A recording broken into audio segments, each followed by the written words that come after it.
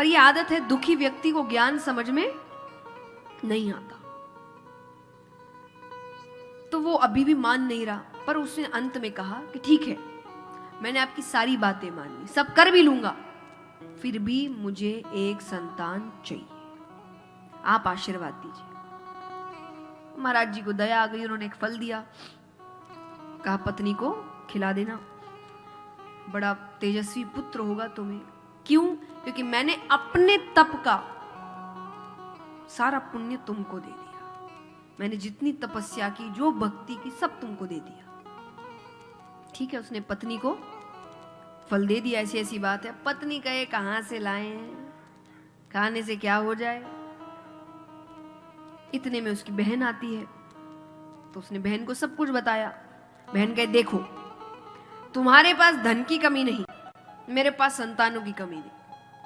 मैं अभी 1 महीने के गर्भ से हूं, तुम पति से कहना तुमने फल खा लिया, तुम गर्भवती हो गई, पर बच्चा तुम अपनी बहन के घर पैदा करोगी, तो मुझे जो संतान होगी वो मैं तुम्हें दे दूंगी, पर तुम मुझे उसके बदले बहुत सा धन दे देना। वो कहे ठीक है, पर कहे फल का क्या करें। अरे बोले इनसे कुछ होता है क्या। गौ माता की टोकरी में डाल दिया, गौ माता ने खा लिया, वो गर्भवती हो गई। अब कुछ महीनों बाद वो वापस आई संतान लेकर, बहन का बच्चा लेकर। यहाँ गौ माता को भी संतान हुई। गौ माता की जो संतान हुई उसका नाम रखा गया गौकर्ण। क्यों? क्योंकि उसका शरीर मनुष्य का था, कान गाय के थे, तो गाय जैसे कान, तो नाम पड़ा गौकर्ण। धुंधली का जो बालक माना गया उसका नाम रखा धुंधकारी। दोनों बच्चे बड़े होते हैं। गौकर्ण जी बहुत अच्छे बालक हुए। एक उम्र आने के बाद उन्होंने कहा पिताजी अब मुझे गुरुकुल जाना है, और मेरी नजर में आपको भी अब गृहस्थ त्याग देना चाहिए। पहले क्योंकि जीवन भर गृहस्थ में नहीं रहते थे, जब बच्चे समझदार हो जाते थे तो फिर माता पिता वैराग्य ले लेते थे कि नहीं भाई अब अपना जीवन ही अपने हिसाब से जी सकते हैं।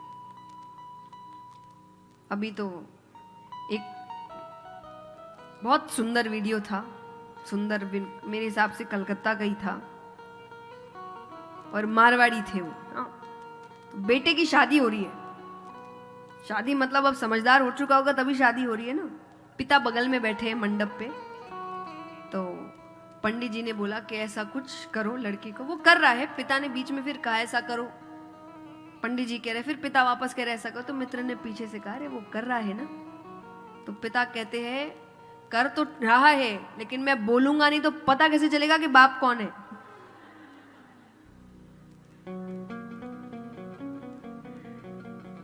तो अभी तो कितना भी बच्चा बड़ा हो जाए, पर पहले ऐसा नहीं था। तो वो वैराग्य ले लेते हैं, वन की ओर चले गए। ये गुरुकुल चले गए। अब घर में अकेले रह रहे हैं धुंधकारी और उसकी माता। धुंधकारी सर्व अवगुण संपन्न, नहीं सुनाओ तो फिर से कहूं, सर्व अवगुण संपन्न। ऐसा कोई अवगुण नहीं है जो उसमें ना हो। झूठ बोलना, चोरी करना, मदिरा पान करना, नशा करना, वो सब करता।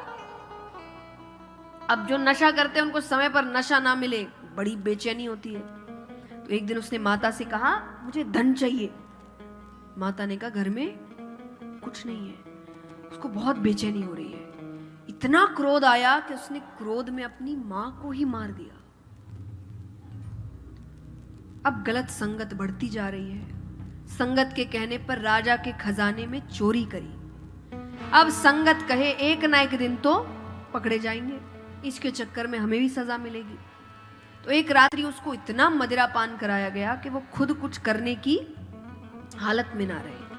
अब उसको मारने की कोशिश कर रहे हैं, अलग अलग तरीकों से मार रहे हैं। अधमरी हालत, अत्यधिक पीड़ा, मर नहीं रहा। इतने पाप किए, आसानी से मृत्यु नहीं आने वाली। अंत में गरम गरम दहकते हुए कोयले होते हैं, उसके मुख में डाल दिए गए। इसके बाद भी मुक्ति नहीं मिली, उसे प्रेत योनि प्राप्त हुई। जब गौकर्ण जी को पता चला, वो आते हैं उन्होंने सूर्यनारायण भगवान से पूछा कि क्या करना चाहिए। तब उन्होंने सुझाव दिया, आप श्रीमद् भागवत कथा करिए। अब कथा हो रही है तो उन्होंने बहुतों को बुलाया। पहले बुलाने का तरीका क्या था कि आप 5 को बोलिए, 5 को बोलेंगे, वो 10 को बोलेंगे, ऐसे ही ऐड किया जाता था। पहले कहाँ बैनर लगते थे। तो बहुत लोग आए कथा सुनने। अब ये क्योंकि प्रेत है, एक जगह ठहर नहीं सकते, तो 7 दिन की कथा, तो 7 गांठों वाला बांस मंगा गया जिसमें बांध के रखा गया उनको। पहले दिन की कथा पहली गांठ फट जाती है।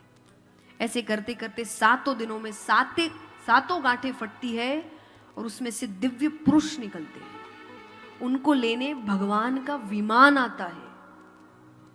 अब लेने आए तो बाकियों ने भी कथा सुनी तो वो रोक दिए।